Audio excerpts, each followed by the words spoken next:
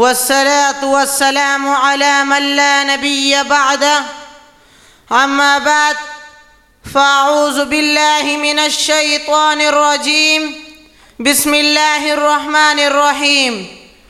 قال الله تبارك وتعالى: إن هذا القرآن يهدي للتي هي أقوم. وقال رسول الله صلى الله عليه وسلم: خيركم من تعلم القرآن وعلمه. صدق الله العظيم وصدق رسوله النبي الكريم.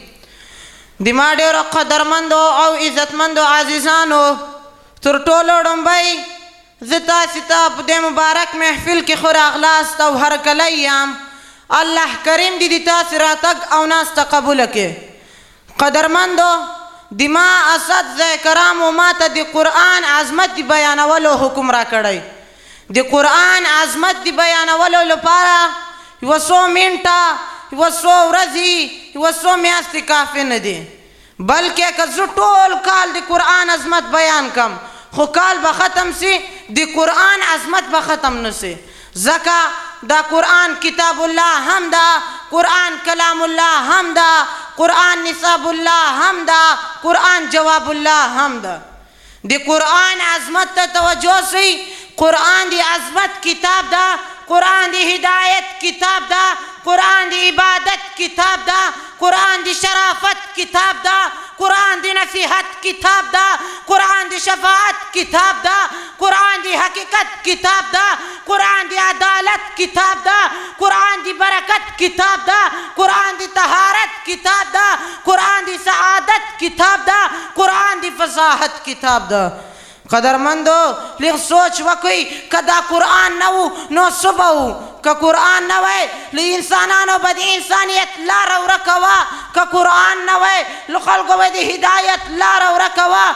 که قرآن نه وی، د مور او پلار حقوق به نه و. که قرآن نه وی، د ظالم او د مظلوم فرق به نه و. که قرآن نه وی، د حلال او د حرام تمیز به نه و. که قرآن نه وی، د دنیا نظام به درهم برهم و. ځکه قرآن د موږ د زړه درمل ده، قرآن د موږ د ژوند نغمه ده، قرآن د موږ د قبر ملګری ده، قرآن په ورځ د قیامت زموږ شفاعت کوونکی ده، قرآن د موږ د بچیانو مستقبل ده، قرآن د موږ د مرضو شفا ده، قرآن د بېقراره زړه قرار ده، قرآن د زخمي زړه مرهم ده.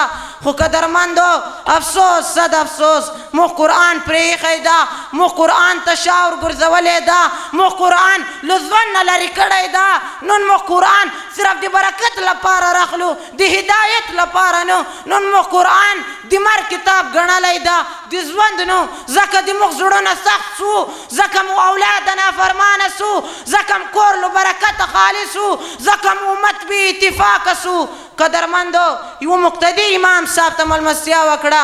د امام صاحب د ازمویښت لپاره یو څه پیسې په دسترخوان کې کېښودې. امام صاحب ته دسترخوان ویړ کړو، خوراکونه یې ورته کېښودل. مقتدي ورته ویل: امام صاحب تو مړۍ خوره، زه راځم.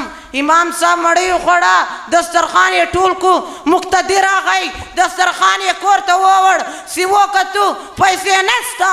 نو مقتدي او د مقتدي کورواله امام صاحب په خپل منځ کې ډېر ملامته کړو چې پیسې یې پټې کړي دي.